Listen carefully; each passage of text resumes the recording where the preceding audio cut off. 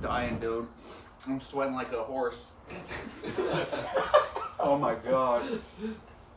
Oh.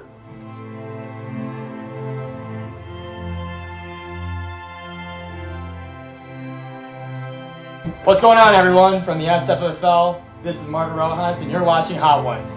It's a show with hot questions and even hotter wings. This year we are joined by Colin Meier, original member of CC, longtime SFFL member since Season 2, and an Illini Bachelor's of Science. It's a pleasure to be interviewing you today.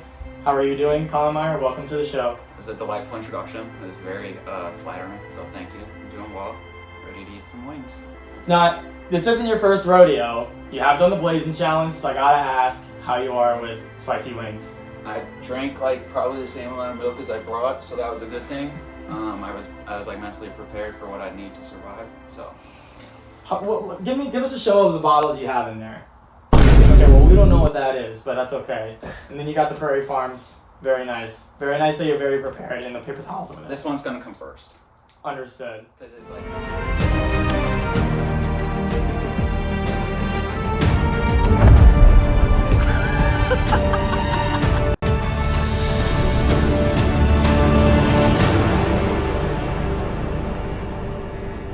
Okay. For our first wing today, we have the Sweet Baby Ray's garlic buffalo sauce. This will be the first one of the day. I'm excited.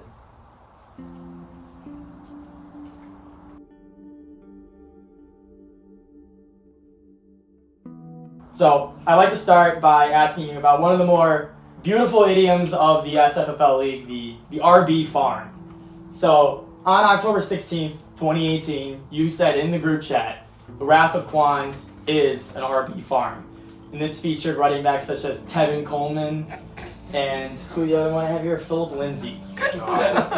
Which might be, those are probably the first times that those words were uttered in the SFFL. So, I have to ask, what was behind the inception of the RB farm, and who are some of your proudest seedlings? Wow, good question. So those guys, Tevin Coleman, great. Philip Lindsay, also great. Just that first year, though. They lasted around for a while. Other RBs, I'm not sure. I think the RB farm strategy kind of started to fail me. Like, the best one was obviously Melvin Gordon and Saquon. Mm-hmm. Those two. And I was like, oh, I'm good at fantasy now. And then I realized that you need more than a running back. So the RB farm is like a way of rostering guys that you know are just going to be backups. And then you just do it before like the guy gets hurt. So that's why I have so much transactions. Because I'm just constantly like rotating my bet. Oh, this guy might get hurt this week. It's kind of dark, but like, what you got to do. So how do you feel about other SFFL members that claim to be an RB farm or a wide receiver farm?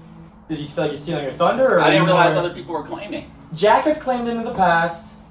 I'm sure others in the room have said that they are an RB farm.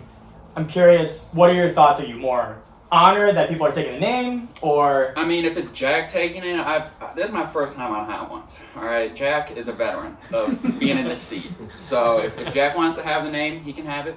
If that makes him feel good, he can have it.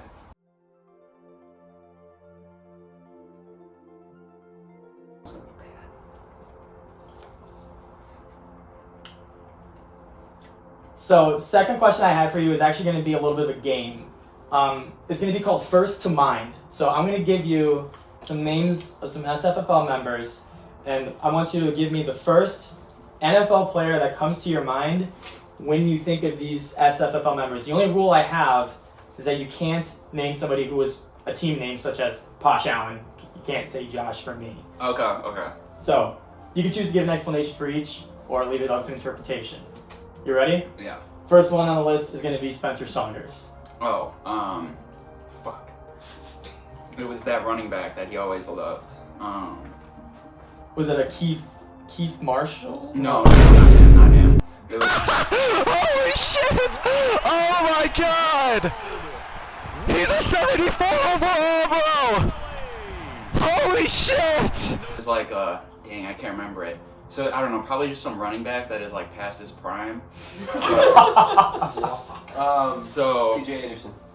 Yeah, he's a good one. Yeah, he's a good one. CJ Anderson, yeah. That's a good answer. Number 2, Jake Cole. Oh, Jake. Cordell Patterson. That's a good. Well, next one I have is actually Joe. Oh, George Kittle. Good one. Take that. Steve Watts. Steve. Devon A. Chan. Good one. And then AJ. AJ. DK Metcalf. That's a good one. And for the last one, Colin Meier. Oh, man. Melvin Gordon. I liked that one. That's a good one. Good one.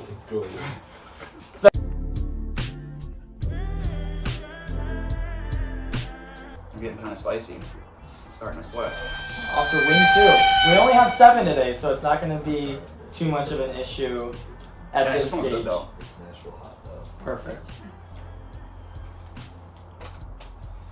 So something that was very interesting to me when I was looking up research on your team from last year is that you actually had the very first bye week of all of SFFL regular seasons.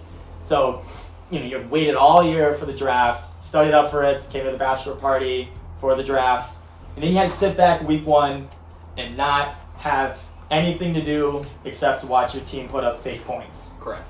So I want you to kind of walk me through what that first week went like and how it set the tone for the rest of your season. I think that first week was like, so obviously fake points, right? So it didn't matter if I scored 100, but it doesn't look good. It doesn't set the tone I want to set for the season. So that was probably like the first time, even though he didn't pop off, the guy that I forgot ran for 1,300 yards yesterday, Miles Sanders, I had him on my team. And that was like the first time where I was like, oh, this Miles Sanders guy might not be it. But like, I didn't have a game. So I was like, I don't want to trade or get that worried about, like a top 6 round pick. I don't remember what round he was in, but he was high, like your top 7.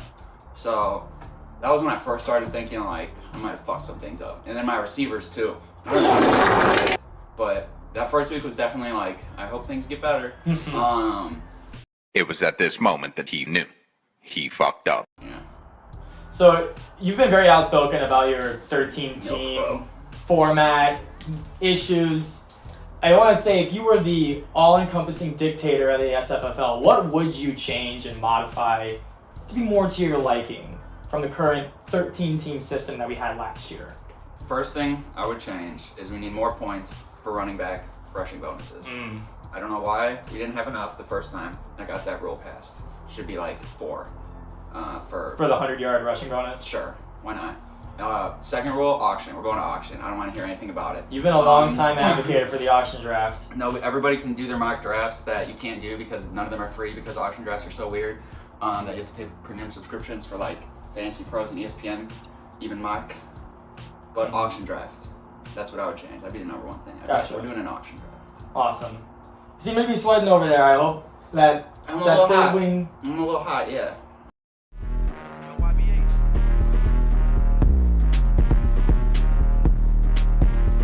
You know, this morning I was getting coffee and I was like walking with it and I like tripped sort of, not really, but the coffee was very full because I was like, I want to get my money's worth of this coffee. Uh-huh. It was like self-fill, lazy baristas, and I spilled a little bit of it. So then I was like, oh, I gotta drink some of it. Huh? Okay. I burned my tongue. I don't know if that's helping me or hurting me right now. Oh, so you're saying that your taste buds are currently burned a little bit already, so Yeah, like a it little may bit. not. The pain receptors are a little overworked as it is. I don't know. I don't know if Laura maybe is numbing it out. Who knows? I'm gonna pivot from the fantasy talk for a little bit. As a fellow Illini, we have shared a lot of experiences, and I'd be remiss if I didn't ask you a question about your RA experiences. Okay. Something that we did not live together for. From the meetings you had to run with students and what was the other example I had? The late night calls you had when you're on duty. What are some stories that you have when you first think about that time? Okay, let's do 2 Yeat stories because those are funny. First one is there's this RA, named Ryan. He was a total narc. He had told me before, he's like, I like getting people in trouble. So one time, he finds a bag of weed in the dorm just on the ground, a baggie. He's like, you want it? I was like, no, Ryan. To you? Yeah. I was like, Wow. no, Ryan, let's go flush it, you fucking bitch, trying to get me in trouble. And then another point, I was smoking in my room because I thought no one could smell it if I opened the window. Mm-hmm. Not the case. But he was on duty that night. And he was like knocking on my door and shit. It was the same guy. Yeah. And he's like, Colin, the like area by your room smells like weed.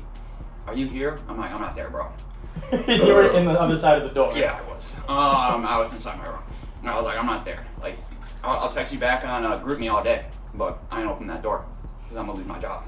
So, yeah, I got away with it. He didn't call the cops because he couldn't get a second RA to come verify the opinion. He wanted me to be the verification. Be like, oh yeah, it does smell like weed. But I just gaslit him the whole time. I was like, I don't know, bro. You sure? Like, it's probably in the stairwell. It could be coming from the 3rd floor. Like, my door's right by the stairwell. These are spicy, man. These last 3 might kill you. I think Spencer was saying this one might be the hottest. I can feel it on my face now. At least it's not the bomb. I'm almost done with my milk. Not good. I will ask you as well if you have a jail story. I have a lot of jail stories. We can sit here for one. Okay, so a while ago there was this fight, and for context, when I say fight, like I have access to all the camera systems, so I'm able to watch any camera I want, slow the speed down, speed it up, whatever I'd like. It's Five Nights at Freddy's Any shit. camera, literally Five Nights at Freddy's shit.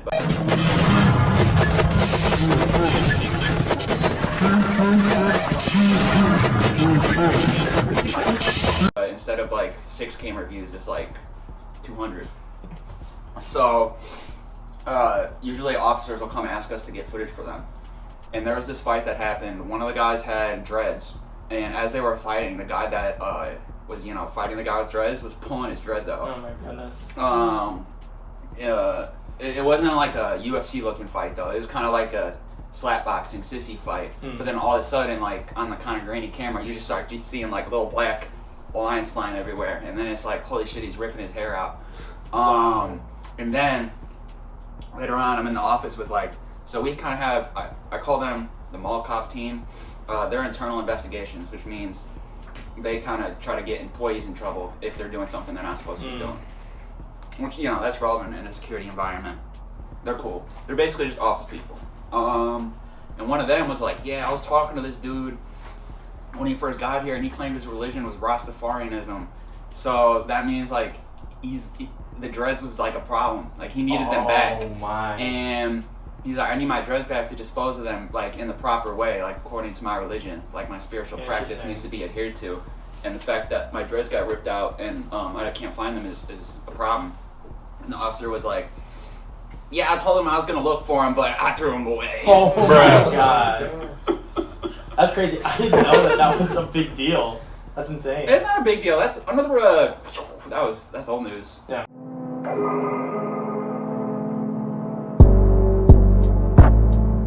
I'll take a big meaty bite. Damn it, dude! It like congealed in there. There's no awareness. Oh shit.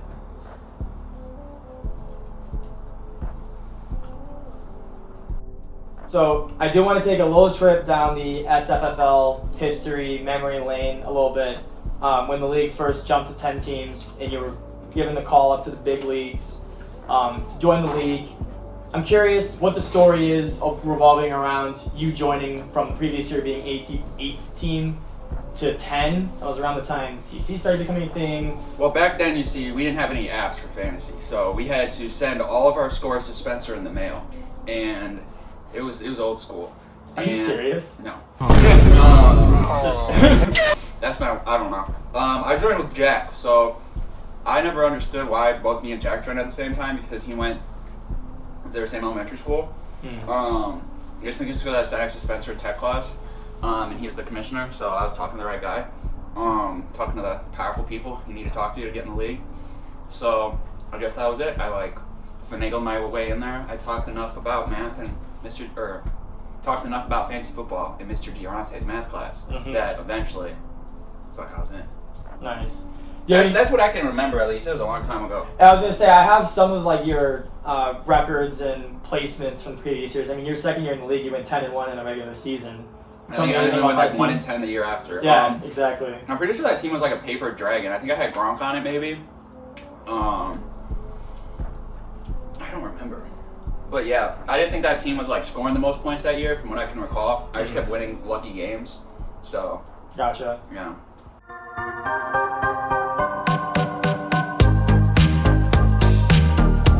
So your 6th question is going to be an Explain That Gram. Oh, Famous segment on the Hot Ones where I show you old Instagram pictures and you had to explain the context and what's going on behind the scenes. All right. Oh my God. You're doing great, by the way. Better than Jack on the first year. Oh my God.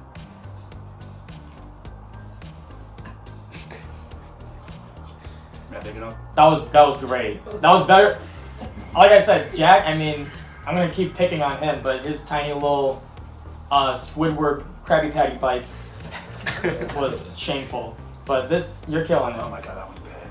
Your first picture is going to be, everyone was at NJHS while I played ping pong with my friends. Can you explain to me the thought process on, this was 541 weeks ago, April 17th, 2014. Well, I thought it was funny. Oh my God. Oh my God. That was the one.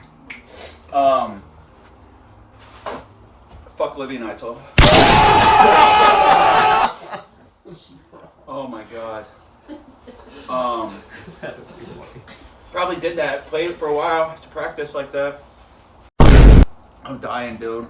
I'm sweating like a horse. Oh my God. Whoa. Is there anything further you'd like to say about this Instagram post other than I miss living in that house. it was a good time? Yeah, I remember like one of the first time I had you guys over. Got hot dogs. Threw them at us. Oh God. Oh my God. I feel like it's in my eye now. Hey, you have to be careful around the eyes. I'm supposed to say that as a Hot Ones host. I apologize. Oh my God. That one's so bad. We can go to number 2 over here, which is after the very first OHS game against Batavia. Oh. Can you tell me who you were with in this picture? Cameron Gingler, Molly Gustafson. Oh God. Who else is in there? Spencer. That's us, right? That's it? Yep, that's it. I just wanted to flash. We had a this GM really quick. together. Really? Yeah. Did you have a name with a group chat? Was this in Kick? Yeah. I don't remember what it was called. Last one that I want to flash you really quick is actually a picture of us. And the reason why I'm pulling this one up is because I want you to explain to the audience why you're holding your drink behind your back. Because I was still in RA and I couldn't be pictured with alcohol. Nice. I worked in a substance-free dorm. In the legendary Snyder Hall. Yeah. Woo! You're taking this like a champ, I gotta say. I do have a surprise explain that tweet. This is gonna be good. It's not anything like that is worth freaking out about, but you have this tweet from 2017 where it says Doug Baldwin, and it's a gif of someone smashing their head. It's Chandler, R.I.P. So what happened? And do you remember the context behind this one? Dude, he was being Doug Baldwin. What do you mean? The red zone today. No center fielder. Wilson, touch pass to Baldwin. Touchdown, Seattle. Beautiful touch from Russell Wilson. And the Seahawks have their first lead today. He was Tyler Lockett before he pissed me off. I can't stand Seattle receivers. Did you have him on your team? Yeah. I'm so sorry. Yeah, I did. He was bad that year. And then you retired the next year, I'm pretty sure, right? Good. How are you feeling for the last dab? I'm in pain. I'll let you sit for a little bit while I tell you. I'm running out of milk. It is history to put a little bit extra on the final wing. You don't have to if you don't want to, but I'm going to put a little bit right there if you would like to add. Thank you for some doing more. that. I will respectfully decline.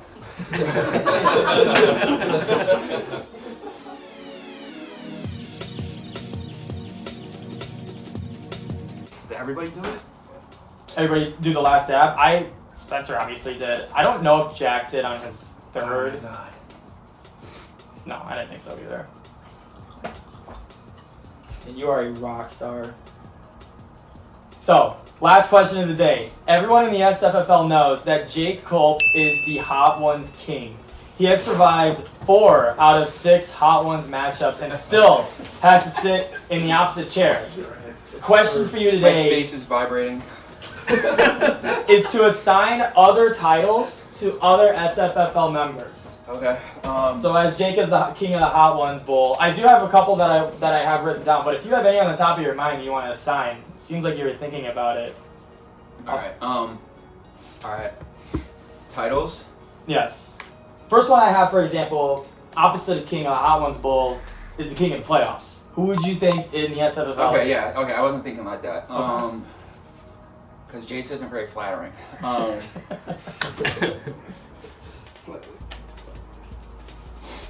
Playoffs. I don't know. Probably Scott. It's Really? gotta be. I don't know. It's kingly to make it. No one thinks you will. King of the shit talk. Oh my god, this is bad. Me. If you had to pick anybody else.